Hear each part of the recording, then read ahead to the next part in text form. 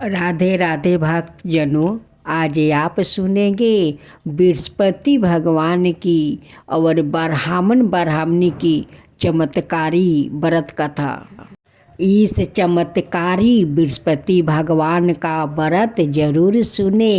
इसे सुनने से आपका भी बृहस्पति भगवान चमत्कार करेंगे। भक्तजनों, इस कथा को सुनिएगा तो पूरा सुनिएगा, अधूरा मत सुनिएगा। बृहस्पति भगवान को अनादर होता है। आप अगर बृहस्पति भगवान का आप भक्त है तो जरूर पूरा कथा सुनिएगा। राधे राधे भक्तजनों, आज आप सुनेंगे बृहस्पति भगवान की व्रत कथा। एक गरीब ब्राह्मण और ब्राह्मणी की एक कहानी है। एक गांव में एक गरीब ब्राह्मण ब्राह्मणी अपना 2 बच्चों के साथ रहा करते थे। लेकिन ब्राह्मण बहुत गरीब थे। वो भिक्षा मांगने तो जाते थे, लेकिन सवा शेर से उन्हें बेसी भिक्षा कभी नहीं मिलता। उस अन्न से उनकी परिवार में दरिद्रता कम नहीं होते, बच्चों को भूख शांत नहीं होते। जो ब्राह्मण देव भिक्षा मांग कर लाया करते थे, उसी से ब्राह्मणी अपना गुजारा करती थी। दोनों ब्राह्मण और ब्राह्मणी बृहस्पति भगवान का परम भक्त थे। वो हर बृहस्पतिवार को बृहस्पति भगवान का श्रद्धा भक्ति से उपवास करते थे और उनकी पूजा पाठ करते थे, उनकी कथा सुनते थे।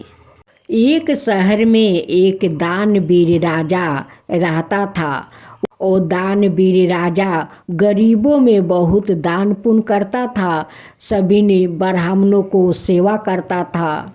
एक दिन राजा साहेब अपना सेवक से बोलते हैं कि जाओ सारा गांव में ढिढोरा पीट दो, सारे गरीब आकर मेरे महल से अन्न और वस्तु ले जाए। आज मैं जीव खोल कर मैं सारे प्रजा में और गरीबों में दान करूँगा। और सेवक सारा नगर में ढिढोरा पीट देता है। ब्राह्मणी सुनती है। जब ब्राह्मण बाहर से आते हैं तो ब्राह्मणी कहती है कि देखिए स्वामी, उस शहर का राजा ढिढोरा पिटवाया है कि सभी गरीबों को अन्न और वस्तु दान देंगे, तो आप भी जाइए, आपको राजा साहेब जरूर वस्तु और अन्न दान देंगे। तो कुछ दिन हम लोग का पेट भर के भोजन तो मिलेगा, एक शरीर पर वस्तु तो मिलेगा, जाइए। अगर बृहस्पति भगवान को कृपा होगा तो आपका जरूर अन्न और वस्तु राजा साहेब दान में देंगे। ब्राह्मणी अपने छोटे से कुटिया में अपना परिवार के साथ वो गुजारा कर रही थी।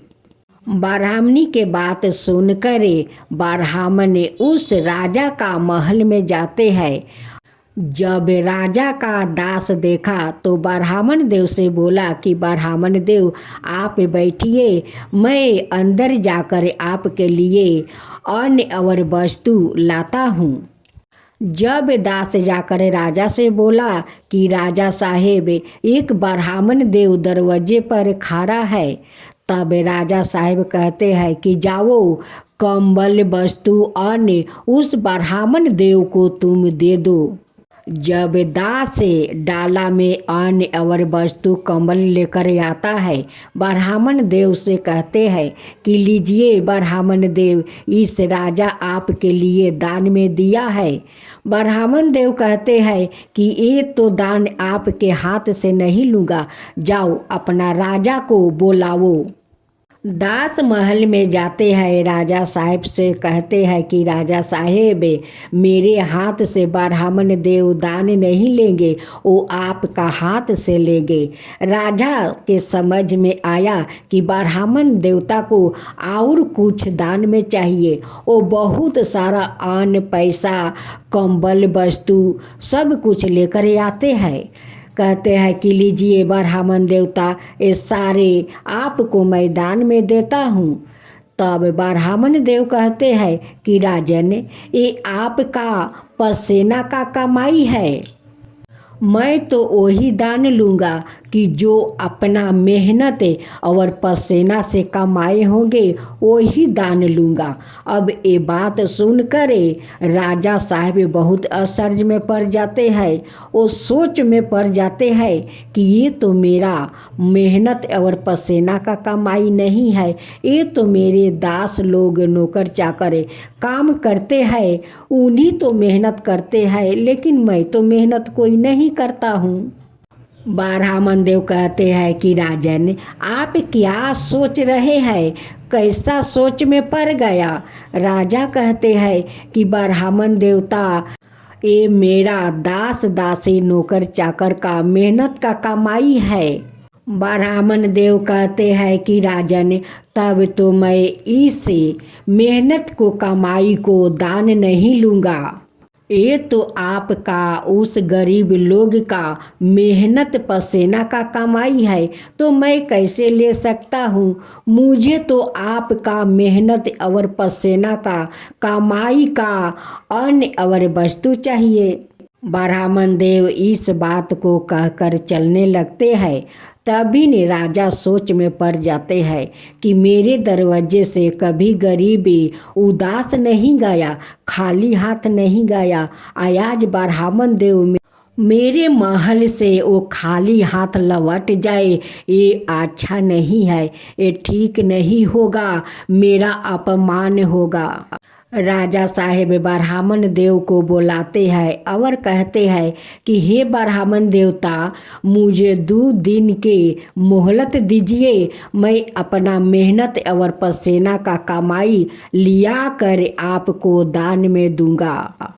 इधर तो ब्राह्मणी बहुत खुश है कि आज तो ब्राह्मण देव राजा का महल में गए हुए हैं।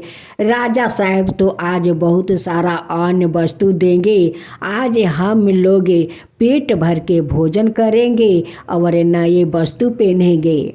जब ब्राह्मण देव घर पर आए तो ब्राह्मणी बहुत खुश थी। कहती है कि शायद लगता है ब्राह्मण देव कोई बैलगाड़ी से राजा इतना धन दिया है कि बैलगाड़ी से आन रहे होंगे। ब्राह्मणी कहती है कि आपको जो राजा दान में दिया था वो कहाँ है। ब्राह्मण देव कहते हैं कि राजा साहब 2 दिन का बाद बुलाया है। ब्राह्मणी सोच में पड़ गई कि लगता है ब्राह्मण देव को बहुत सारा राजा साहब दान में अन्न वस्तु धन दौलत देंगे, उस लिए 2 दिन के बाद बुलाए हैं। अब तो राजा साहेब एक किसान का भेष धारण करते हैं, माथे पर गमछा बांधते हैं। जब रानी देखती है तो कहती है कि स्वामी, आज आपको क्या हो गया है कि आप इस भेष में आप कहाँ जा रहे हैं इस किसान का भेष धारण करते हुए।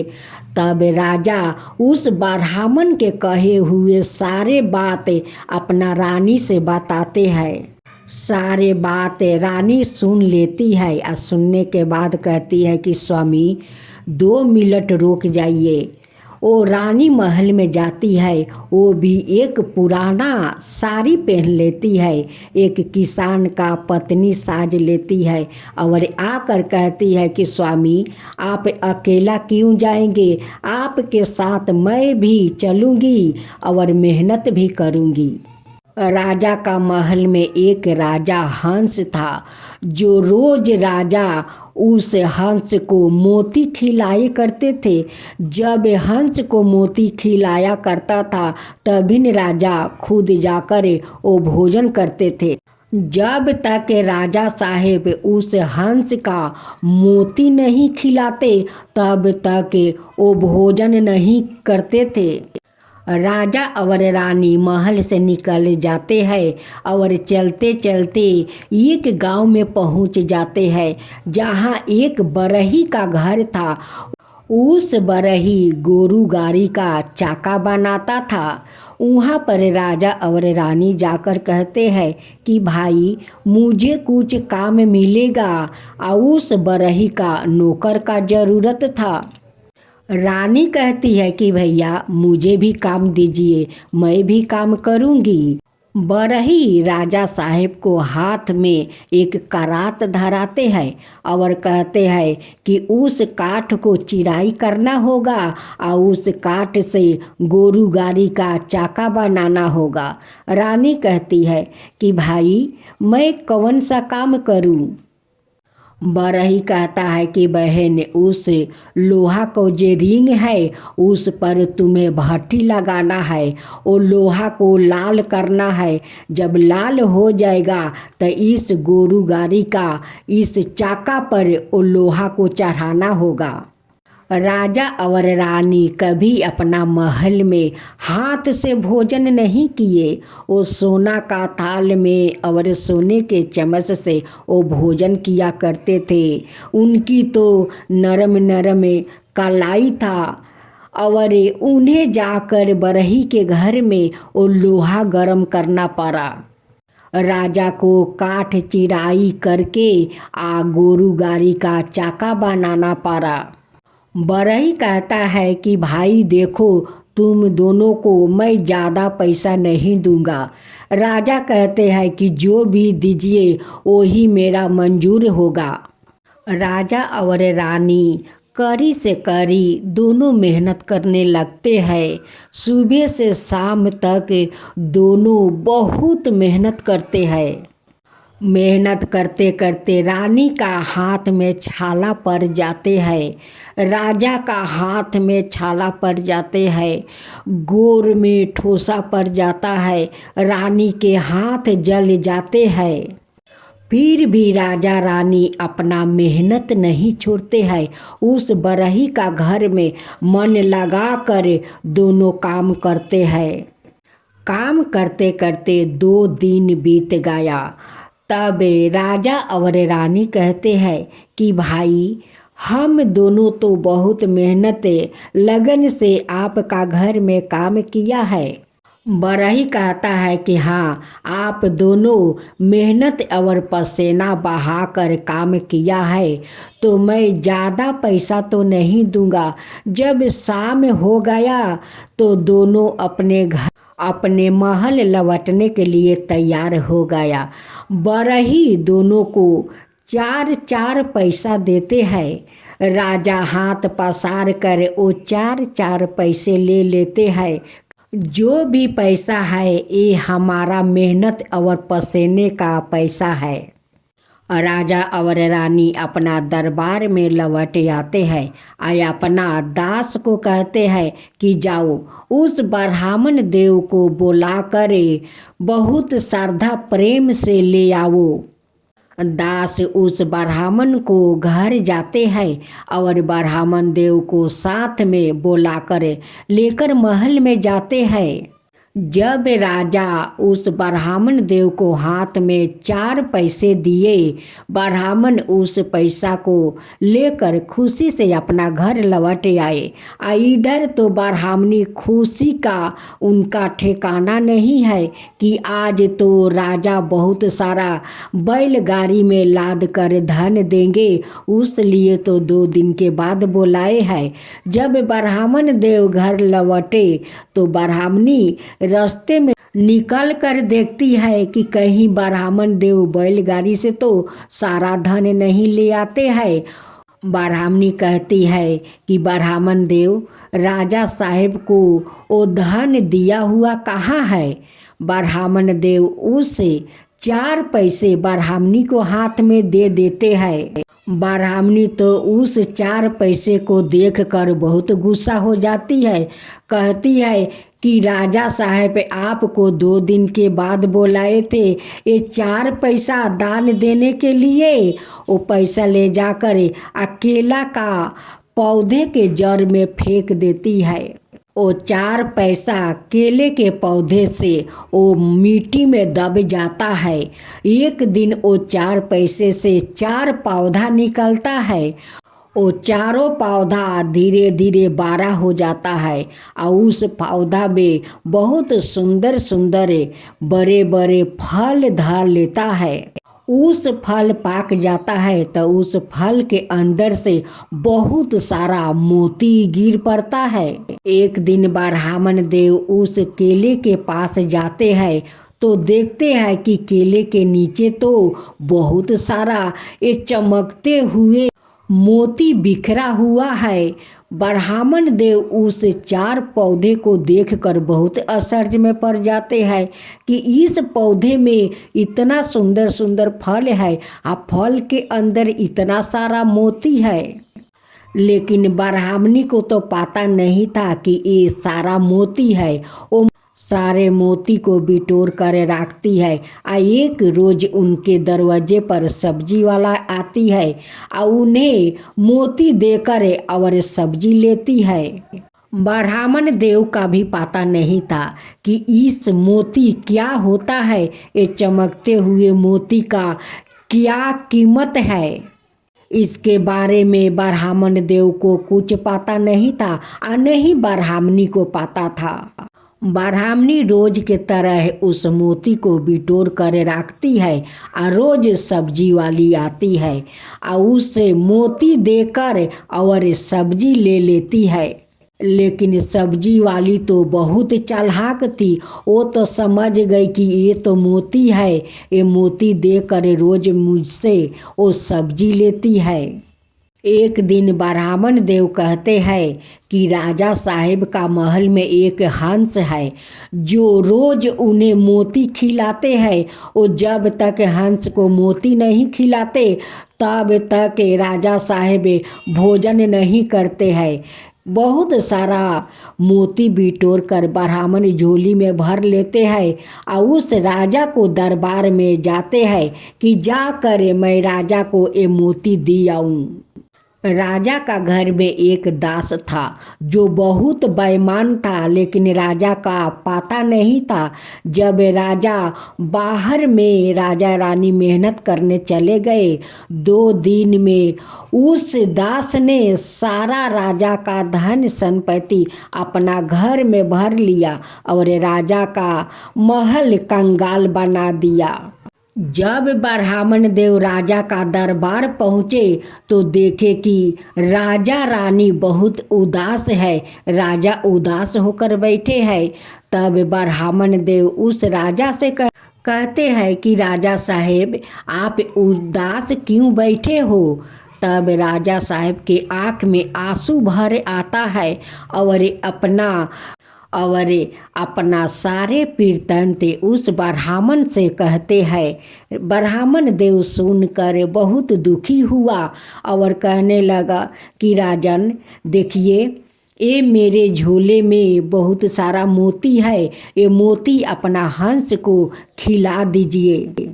आप तो हंस का मोती खिलाए बिना आप भोजन नहीं करते हैं, लीजिए इस मोती को खिला दीजिए।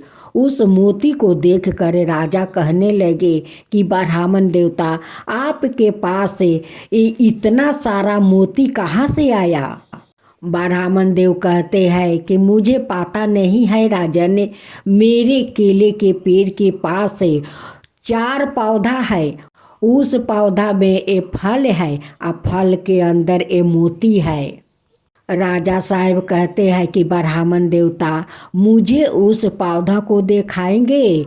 ब्राह्मण देव कहते हैं कि क्यों नहीं राजन, चलिए मेरे साथ चलिए, मैं आपको उस 4 पौधे को दिखाता हूँ। ब्राह्मण देव उस राजा को अपना साथ ले आते हैं और उस 4 पौधों को दिखाते हैं। वो पौधा को देखकर राजा भी आश्चर्य में पड़ जाते हैं और कहते हैं कि ब्राह्मण देव इसे खोदाई करना चाहिए और देखना चाहिए इस पौधा का रहस्य क्या है कि इतना चमत्कारी है। इस चमत्कारी रहस्य को देखना जरूरी है। अब तो वहाँ पर ब्राह्मण देव मिट्टी खोदवाई शुरू कर देते हैं। खोदते खोदते बहुत नीचे जाते हैं। वहाँ पर ब्राह्मण देव और राजा क्या देखते हैं कि बृहस्पति भगवान वहीं पर सोए हुए हैं और वहाँ पर से 4 पैसे से ये चमत्कारी ये पौधा निकला है। ब्राह्मण देव और राजा दोनों वो बृहस्पति भगवान को हाथ जोड़कर नमन करते हैं और बृहस्पति भगवान से पूछते हैं कि भगवान ये 4 पौधों का रहस्य क्या है। तब बृहस्पति भगवान राजा और ब्राह्मण से कहते हैं, बृहस्पति भगवान राजा से कहते हैं कि राजन ये 4 पैसे को देखते हो, एक दिन ये 4 पैसा आप मेहनत और पसीना बहाकर आप दोनों पति और पत्नी मेहनत करके ये 4 पैसा कमाया था और उस पैसा को आप दोनों ब्राह्मण को दिए थे। ब्राह्मण अपना ब्राह्मणी को दिए थे। ब्राह्मणी इस केले के पौधे के जड़ में वो फेंक दी थी। आज उसी 4 पैसे के ये 4 पौधा है। और देखिए राजन, जो मेहनत का कमाई में सुख मिलता है वो बैठ कर औरों के कमाई में सुख नहीं मिलता है। राजन देखिए, आपका ये मेहनत का 4 पैसा है। ये 4 पैसा में देखिए ये कितना चमत्कार हुआ है। तो यही है मेहनत के कमाई का पैसा।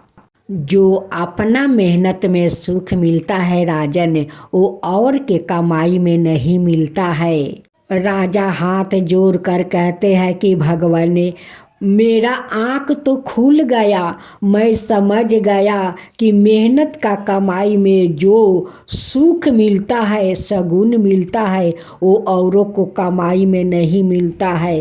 अब मैं अपना घर में खुद कमाऊंगा, खुद मेहनत करूंगा। बृहस्पति भगवान कहते हैं कि राजन इस पौधा मैं इसलिए दिखाया था कि आपको आँख खुले, अपना राजपाट पर ध्यान दे और कोई को आशा मत करे। देखिए, आज आप दूसरों को मेहनत करवाए तो वो मेहनत तो लेकर चला गया।